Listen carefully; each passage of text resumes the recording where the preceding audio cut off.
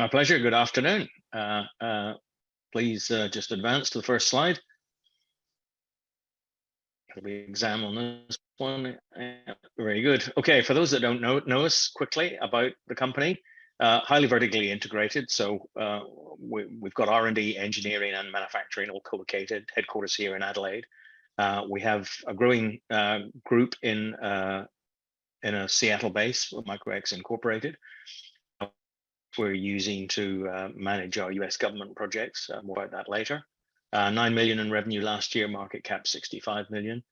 Validated with a lot of strong industry and funding partners, very strong institutional ownership that we're very proud of. If you go to the next slide.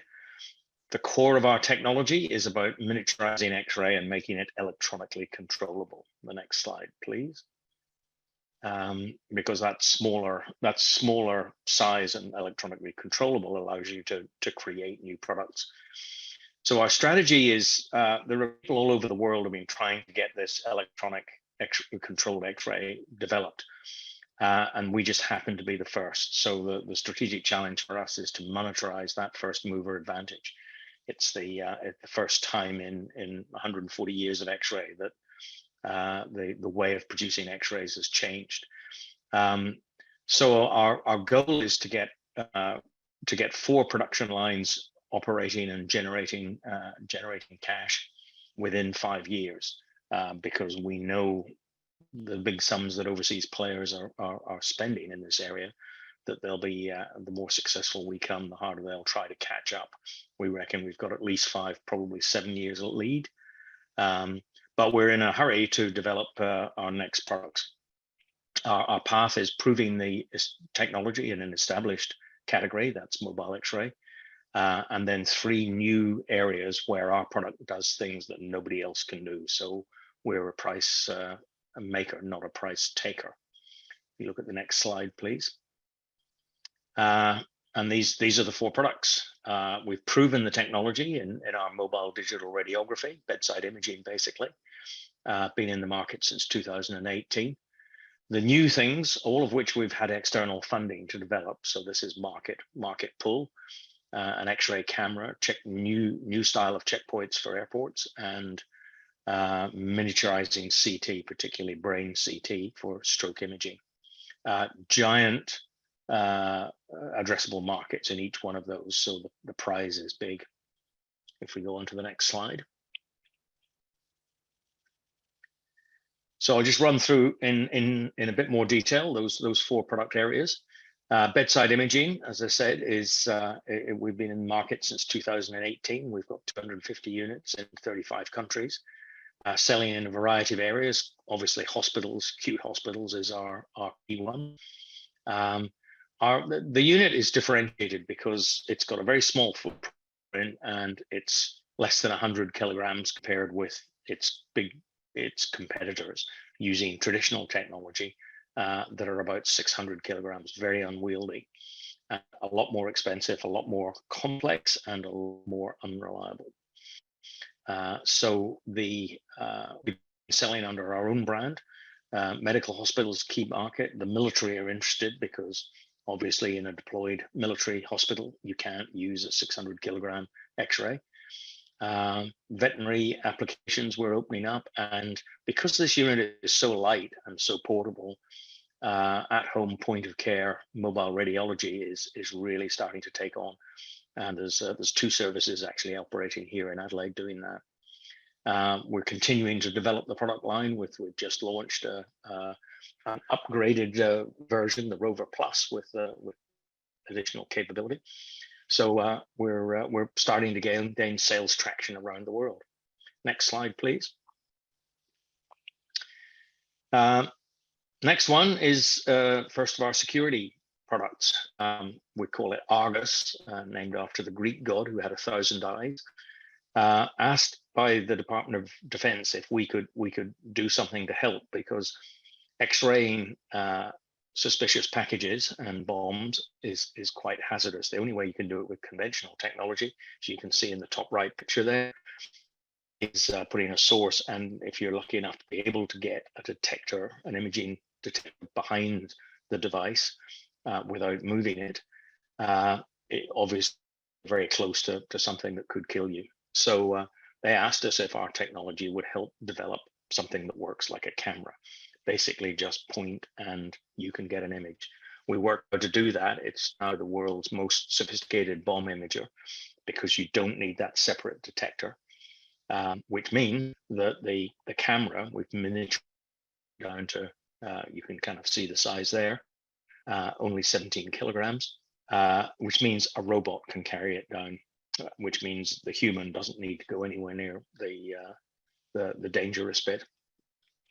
Huge market because a large number of police, urban counter bomb squads, military bomb squads, and counter IED insurgency.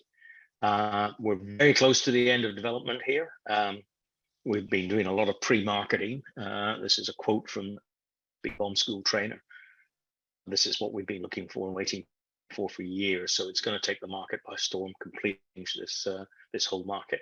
Next slide, please. From that, we've through a story doing some work for the British government in airport security, we've been funded by 2 contracts from the Department of Homeland Security in the US, basically not only to develop a miniaturized CT baggage scanner, which is the unit on the left, producing a 3-dimensional image of your luggage, so there's no need for divestment of computers and liquids. But we've also got another contract to integrate that into what is the dream for the TSA, who run all the airport security in US airports, to integrate that baggage scanner with the body scanning, passport reading, and facial recognition, so that the whole portal of in airport checkpoints becomes self-service. That's their dream, and we got a contract to produce that. So very exciting, huge market. You can see why the TSA is so excited, because they operate 2,200 X-ray lanes. Their manpower cost, each lane uses between 7 and 9 people per shift per lane. So their wages bill is $4 billion annually. We can fit 7 of our service portals into the same footprint, and process 300 passengers an hour, which is about a 30% increase in what the current will do. If they save even half of the $4 billion annually, they've got a lot of money to spend on hardware re-equipping airports. Next slide, please. And the last of the 4 is a brain CT scan, one of the most exciting. There's a CT, a picture there of a CT close-off. Basically, all that equipment rotates around the patient at about 200 RPM. Lots of high voltage X-rays, detectors, coolers, high voltage power supplies, huge amount. That's why it costs about $1 million. We can do this very similar. We've miniaturized our tubes down to the size of about 2 balls, and we can switch them so we can produce a rotating beam without any moving parts. So we've been funded by $8 million from the Australian Stroke Alliance to pioneer this in stroke treatment. The thing about stroke is, if you have a stroke, it's either a clot or a bleed. If it's a clot, you get very, very good recovery rates if within the first hour, golden hour, you can inject a clot busting drug, and which obviously is the treatment. About 3/4 of strokes are clots. However, if there's a bleed there, you will kill the patient. So they can't do this treatment until they can rule out that there's a bleed in the brain, and you can only do that with a CT image. Now, with this miniature CT, we've got it light enough and small enough and cheap enough, we could put it in every ambulance, and indeed looking at putting it in Royal Flying Doctors aircraft as well. So next slide, please. So recent achievements, you might have seen in some of our recent announcements. We've got the design for our checkpoints, self-service, approved by the TSA, moving to the next stage of prototyping. As I said, in the final, our IED camera in the final stages of development, pre-production unit. getting some very good images. You can see there we're resolving wires that are only about 300 microns across. So very good high resolution image you could get from this camera. And the imaging architecture approved by the Stroke Alliance, the Johns Hopkins University in the US, which are our partner, is predicting that our imaging performance is actually going to be better than a conventional CT lightweight form. So that's pretty exciting, on track as well. Next slide, please. Also finding ways of monetizing this technology we've developed. We're selling components to a company in France, and there are some other lined up to want to use our technology and other components. And we announced recently a big deal with Varex Imaging, one of the biggest X-ray component suppliers in the world, who want to license our technology to make a particular kind of multi-beam tube, and that's an area of the technology that we're not at this stage have any plans for. So we've licensed that to them for a large fee. They want to collaborate further with us, and they're taking a 9.9% shareholding in the company as well, which they invested at a premium to the stock price. So very excited about that deal going forward. Next slide, please. Just some financial highlights there for last year, but well cashed up and a lot of cash coming in. So company's in very good financial health. Next slide, please. So just a summary, we're looking between these product lines at the 30 billion of addressable markets. A lot of activity happening in all four areas. So we're a very exciting growth company. I think the next slide is the last. Thanks, Peter. We've got quite a few questions here. You've come a long way, and there's obviously different development areas. How do you fund those development areas? So for something like Argus, and you're dealing with a government authorities, do they come to you to approach you to kind of develop a new product, and how does that work with the new product range? The Argus, the concept for Argus was actually started with Counter ID Task Force in the Australian Department of Defence. They basically heard we had a new technology and said, look, we use X-ray all the time, but it's very dangerous. Can you find a way of doing it better? And we came up, showed that there was a way and then they gave us a $2.5 million contract to basically construct a prototype and prove the concept. So that's what got us started. We've done the productionization on our own dollar, but basically that's that initial demand and funding and the proof of concept came from the Australian government. And interestingly, they've gone out with a tender now for 63 units that's currently under evaluation. So we could be quite close to actually introducing that to Australian Defence Service. The other contracts obviously have been funded by the TSA, Department of Homeland Security in the US for airports, and the Australian Stroke Alliance is funding the CT program. So this is external market pull on all of these areas of application of our technology. Yeah, I mean, it's a fantastic business model when you get paid to create new products. But what about the sales process? How does the sales process work when you're dealing with airports and the FBI and the Australian government, the Stroke Alliance? How does that play out and the kind of time frame involved?